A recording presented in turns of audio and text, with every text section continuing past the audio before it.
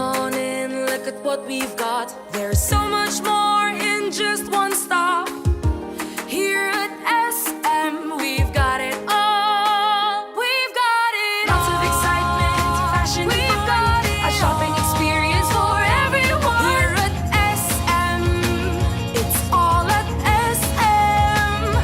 Here at SM, we've got it all for you.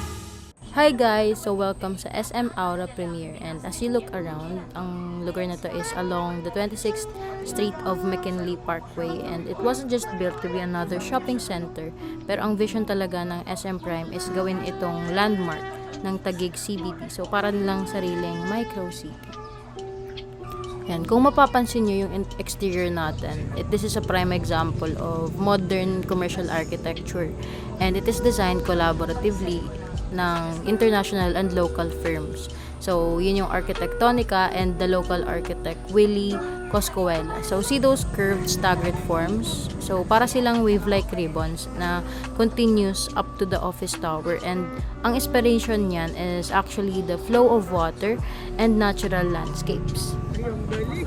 So habang naglalakad-lakad kami sa SM Aura, ang napansin lang namin ay maraming kinds of spaces yung nasa loob niya.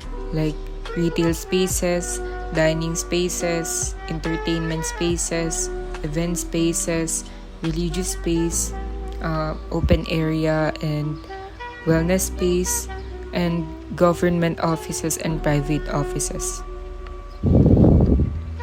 Also, upon our observation din, yung SM Aura Premiere, parang gumamit siya ng social hierarchy din pagdating sa designing ng kanyang interior spaces. Kasi pag enter mo pa lang sa ground floor, sobrang spacious niya, and makikita mo agad yung mga luxury brands, ganyan. And pagdating naman sa lower ground floor, no, dun mo makikita yung mga products or kagamitan na kinoconsume mostly ng mga middle income families, ganyan. Isa sa mga pinaka-unique na features ng SM Aura Premiere sa Taguig ay ang Sky Park, ang rooftop garden na matatagpuan sa upper levels ng mall. Hindi lang ito ordinaryong rooftop, it's a space na pinagsasama ang nature, architecture at lifestyle experience. Overall, ang Sky Park ng SM Aura ay hindi lang rooftop ng isang shopping mall. Isa itong thoughtfully designed public space na pinagsasama ang modern architecture, sustainability, recreation at community. Dahil dito, naging isa ito sa mga pinaka-iconic at most visited architectural features ng SM Aura Premiere. Hello, so kasama ko po ngayon si Mr. Jonathan. So, tatanungin po natin siya kung alam niya po kung nasaan tayong parte ng SM Aura. So, nasa ano tayo ngayon, no? Rooftop. Isa to sa mga rooftop nila. Meron rin sa taas, sa may chapel. So, ano nga ba masasabi natin sa rooftop na ito, no? So, una, maraming vegetation. Pangalawa, kung makikita natin, yung glazing niya, specifically ito, kung makikita mo, tinted siya. Tapos at the same time, double glazing siya. Ngayon, ano nga ba ibig sabihin kung double glazing siya? Kung double glazing siya, ibig sabihin may air pocket sa loob nito ng dalawang glasses na to na nagsususpend ng heat, no? So, na-optimize nila yung init sa pagpasok.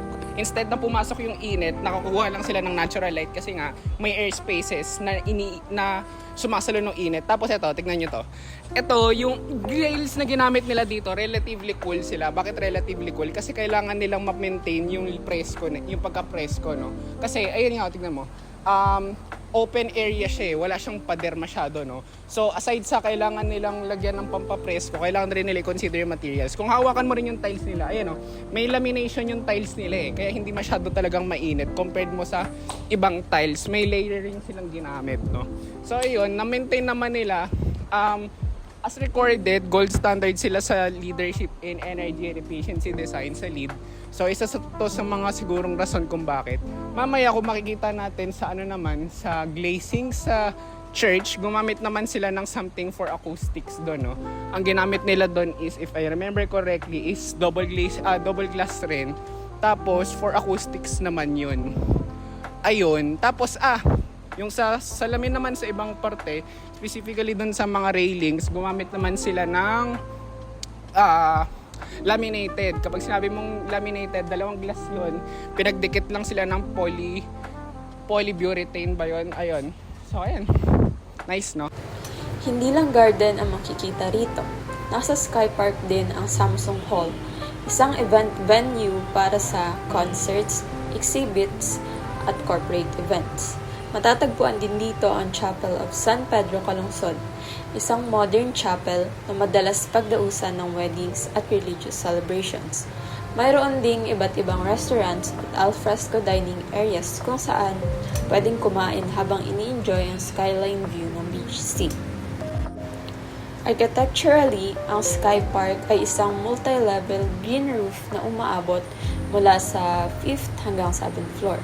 So instead na gawing plain concrete roof, ginawa nila itong open green space na may landscape gardens, trees, walking paths at iba't ibang seating areas. So dahil dito, nagkakaroon ng mas malamig at mas relaxing na environment kahit nasa gitna ka ng isang city.